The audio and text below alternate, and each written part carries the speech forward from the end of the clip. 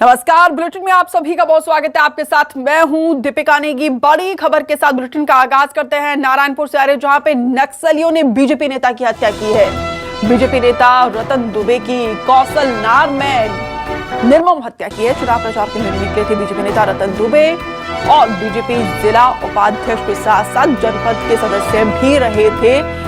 रतन दुबे स्थानीय लोगों में काफी पॉपुलर है और यहाँ पे पार्टी के पक्ष में माहौल बनाते हुए चुनावी रैली को धार देने की कोशिश कर रहे थे। लेकिन इसी बीच नक्सलियों ने रतन दुबे की निर्मम हत्या कर दी है और इस वारदात को अंजाम देने के बाद पर्चे भी फेंके हैं नक्सलियों के द्वारा। फिलहाल इलाके में तनाव का माहौल है। पुलिस ने मोर्चा संभाला हुआ है।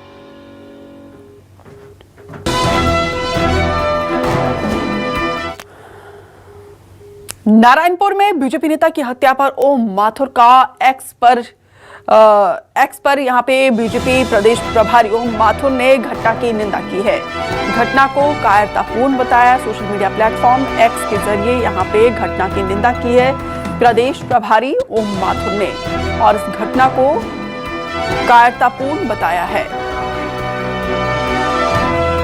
तो 2 दिन के बाद इस इलाके में चुनाव है और नक्सल प्रभावित इलाके में चुनाव कराना कहीं ना कहीं एक चैलेंजिंग रहता है, चुनौतीपूर्ण रहता है। मुझे सूचना मिली है कि बस्तर क्षेत्र के नारायणपुर विधानसभा क्षेत्र में हमारे विधानसभा के प्रभारी और जिले के उपाध्यक्ष श्री रतन दुबे जो एक इंटीरियर गांव में कार्यकर्ताओं की बैठक ले रहे थे, उस समय नक्सलियों ने कुल्हाड़ी से उन पर आक्रमण किया, शरीर के कई टुकड़े किए। ये निर्मम हत्या की गई है। मैं कार्यकर्ताओं से और बाकी मेरे पार्टी के नेताओं से अपील करता हूं कि वो इस हत्या का बदला निश्चित हम लेंगे चुनाव में जिता करके, और इससे बड़ा कोई नहीं होता। पूरी भारतीय जनता पार्टी इस परिवार के साथ है। भारतीय जनता पार्टी, और मुझे लगता है कि नक्सलवादी इस समय हताशा में है। उनको भय लग रहा है कि अगर भारतीय जनता पार्टी की सरकार बनी तो शायद हम नहीं रह पाएंगे। इस तरह की घटना है और ये टारगेट किलिंग निरंतर वो करते जा रहे हैं और इससे लगता है कि राज्य सरकार के लॉ एंड ऑर्डर की स्थिति एकदम बदतर से बदतर हो चुकी है। मेरी अपील है सभी मेरे कार्यकर्ता बंधुओं से, इन सब चीज़ों का मुकाबला करते हुए हम चुनाव में डटे रहे। निश्चित रूप से हम आगे जाकर के सरकार बनाएंगे और ये जो नक्सलवादी समस्या है इसको समूल वहां से समाप्त करेंगे। नारायणपुर में बीजेपी नेता की हत्या से आक्रोश है लोगों में। नारायणपुर में बीजेपी नेता की हत्या के बाद बीजेपी इसे टारगेट किलिंग बता रही है। पूर्व सीएम रमन सिंह ने लिखा है कि अपराधियों को नक्सलियों के साथ उल्टा लटकाकर हिसाब करेंगे और चुनाव को प्रभावित करने के लिए हो रही है टारगेट किलिंग, क्योंकि 2 दिन के बाद चुनाव है और ऐसे में पूर्व मुख्यमंत्री रमन सिंह ने लिखा है कि यहाँ पे टारगेट किलिंग की जा रही है, इसका हिसाब जरूर लिया जाएगा। अपराधियों को नक्सलियों के साथ उल्टा लटकाकर हिसाब करेंगे। यहाँ पे सख्त लहजे में 2 टूक नक्सलियों को कहा गया है। पूर्व सीएम रमन सिंह की तरफ से चुनाव को प्रभावित करने के लिए ये टारगेट किया जा रहा है। तो देखिए तस्वीरें हम आपको उस वक्त की दिखा रहे हैं जब बीजेपी नेता की निर्मम हत्या कर दी गई थी। कुल्हाड़ी से डेड बॉडी को प्रहार किया कई बार और यहाँ पे निर्मम हत्या के बाद इलाके में तनावपूर्ण माहौल है। 2 दिन शेष बचे हैं चुनाव को लेकर।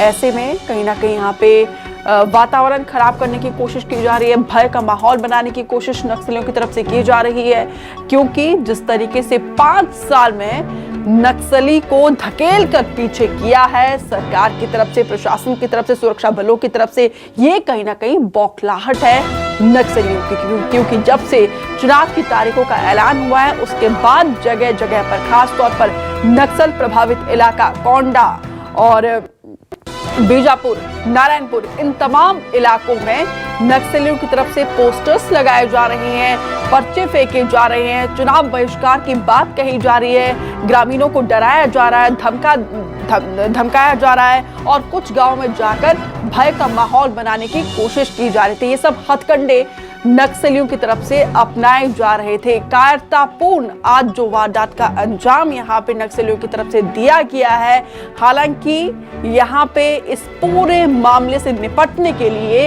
इस समस्या का मुंहतोड़ जवाब देने के लिए, इस वारदात का मुंहतोड़ जवाब देने के लिए हमारे सुरक्षा बल 24/7 तैनात है। बड़ी संख्या में सीआरपीएफ की टुकड़ी भी केंद्र से इन तमाम इलाकों में पहुंची हुई है, लोकल पुलिस है।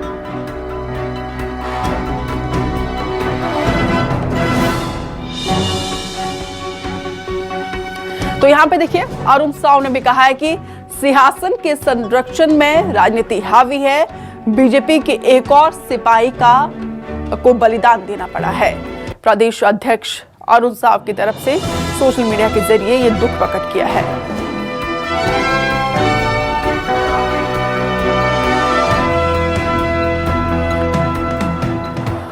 रवि साहू नारायणपुर से हमारे साथ जुड़े हुए हैं और वैभव पांडे हमारे रायपुर ऑफिस से लाइव जुड़े हुए हैं। सबसे पहले रवि, मैं आपके पास आना चाहूंगी, पहले ये बताइए जरा मौजूदा हालात क्या है?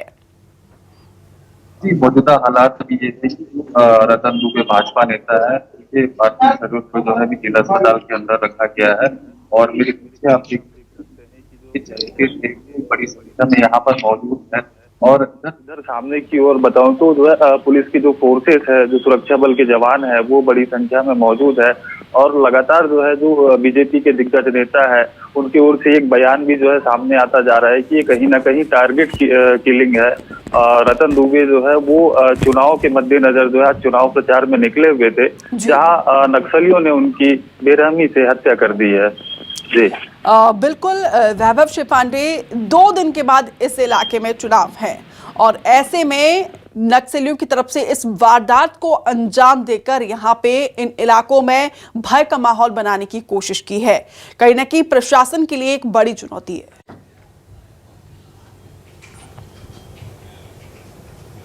निश्चित तौर पे बहुत बड़ी चुनौती है और सबसे बड़ी जिम्मेदारी इस वक्त है वो चुनाव आयोग की है कि कैसे उन इलाकों में निष्पक्ष तरीके से चुनाव संपन्न कराया जाए, क्योंकि अगर नेता इस तरीके से मारे जाएंगे तो जाहिर तौर पर मतदाताओं में भी डर पैदा होगा और वो वोट करने के लिए मतदान केंद्रों तक बड़ी मुश्किल से पहुंच पाएंगे। तो उस खौफ को खत्म करना बहुत जरूरी है। एक तरफ तो चुनाव आयोग की तरफ से मतदाता जागरूकता अभियान बहुत सघनता के साथ चलाए जा रहे हैं, जगह जगह पर बड़े बड़े कार्यक्रम हो रहे हैं, जिला प्रशासन, पुलिस प्रशासन और केंद्रीय सुरक्षा बलों की तरफ से आयोजन हो रहे हैं। और इसी बीच में एक खबर यह भी है कि जो चांदा मेटा है, जो कि जगदलपुर विधानसभा क्षेत्र में पड़ता है, वहां पहली बार मैं आपको यहाँ पे माफी के साथ रोकना चाहूंगी, मैं लौटूंगी आपके पास। रवि, आपकी मौजूदगी ग्राउंड जीरो पर है, किस तरीके की हलचल अभी यहाँ पे क्या हो रहा है? बेसिकली हलचल यहाँ पर बढ़ चुकी है और अभी कुछ ही समय पहले जो है नारायणपुर कलेक्टर अजीत वसंत जो है जिला अस्पताल पहुंचे हुए हैं, साथ में पुलिस अधीक्षक पुष्कर शर्मा भी पहुंचे हुए हैं और यहाँ आप देख सकते हैं कि काफी संख्या में जो है लोग मौजूद है, उनके जो चहेते हैं वो यहाँ पर मौजूद है। चुनाव के मद्देनजर जो है 6000 से अधिक जो है फोर्सेस को जो है इन क्षेत्रों में जो है तैनात किया गया है। उसके बावजूद जो है ऐसी घटना अगर सामने निकल कर आती है तो कहीं ना कहीं ये जो चूक है उसको दूर करने की आवश्यकता होगी। रवि, यहाँ पे देखिए, क्योंकि चुनाव प्रचार के लिए निकले थे रतन दुबे और पॉपुलर काफी ज्यादा है स्थानीय लोगों में इस क्षेत्र में, तो जाहिर सी बात है और भी लोग होंगे, तो किस तरीके से इस वारदात को अंजाम दिया गया है? जिस प्रकार से जो है सूत्रों के हवाले खबर है कि रतन दुबे जी के साथ जो काफी लोग थे वो कुछ लोग जो है वहां से लौट चुके थे और रतन दुबे जी के साथ जो है वो उनका ड्राइवर मौजूद था और जब घटना हुई तो वो वहां से जो है रतन दुबे को नक्सलियों ने जो है वहां पर जो है काफी जो है बेरहमी से उनका जो है हत्या की है। और जिस प्रकार से खबर आ रही है कि उसके बाद से पूरा अफरा तफरी का माहौल वहां पर बन गया था। हालांकि जो क्षेत्र है वो जंगल का इलाका है, नेटवर्क कम्युनिकेशन वहां पर जो है सही से हो नहीं पाता है, जिसके बाद फिर जो है सूचना मिलते ही जो है उनके शव को जो है यहाँ जिला अस्पताल अभी लाया गया है। जी, तो बिल्कुल एक सिक्योरिटी लैप्स होना कहीं ना कहीं ये कारण भी निकलकर सामने आता है और इसी अस्पताल में फिलहाल डेड बॉडी लाई गई है। अजी दोहराएंगे। क्या इस अस्पताल में डेड बॉडी है अभी? जी, अस्पताल के अंदर जो है अभी उनका पार्थिव शरीर जो है वो अस्पताल के अंदर है और काफी संख्या में लोग यहाँ पर मौजूद है अस्पताल के अंदर। मैं आपको दिखाता हूँ, ये यहाँ पर जो है जो जवान है वो अभी जो है सुरक्षा से खड़े हुए हैं और हमें जो है अभी जाने की अनुमति नहीं है। बाहर भी काफी संख्या में लोग खड़े हुए हैं। और रवि, आप यहाँ पे सुरक्षा बलों के पास है, 6000 का आंकड़ा कोई कम आंकड़ा नहीं होता है। 6000 की संख्या में यहाँ पे सुरक्षा बलों की तैनाती कर दी गई है, इसके बावजूद यहाँ पे वारदात को अंजाम दिया जाता है। कैसे? जरा बातचीत करने की कोशिश करिए उनसे।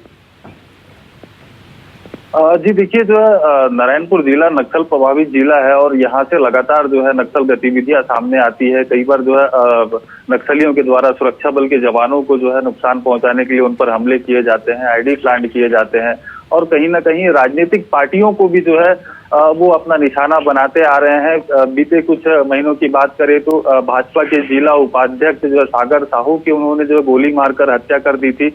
अब वही ये दूसरा एक बड़ा मामला है और इससे जो है कहीं ना कहीं इलाके में बहुत ज्यादा दहशत का माहौल बना हुआ है। वैभव, यहाँ पे देखिए जरा, 6000 यहाँ पे सुरक्षा बल के जवान तैनात है, इसके बावजूद इस वारदात को अंजाम देने के बाद सीधा चैलेंज नक्सलियों की तरफ से इन सुरक्षा बलों को यहाँ पे प्रशासन की व्यवस्था पर किया जाता है चैलेंज।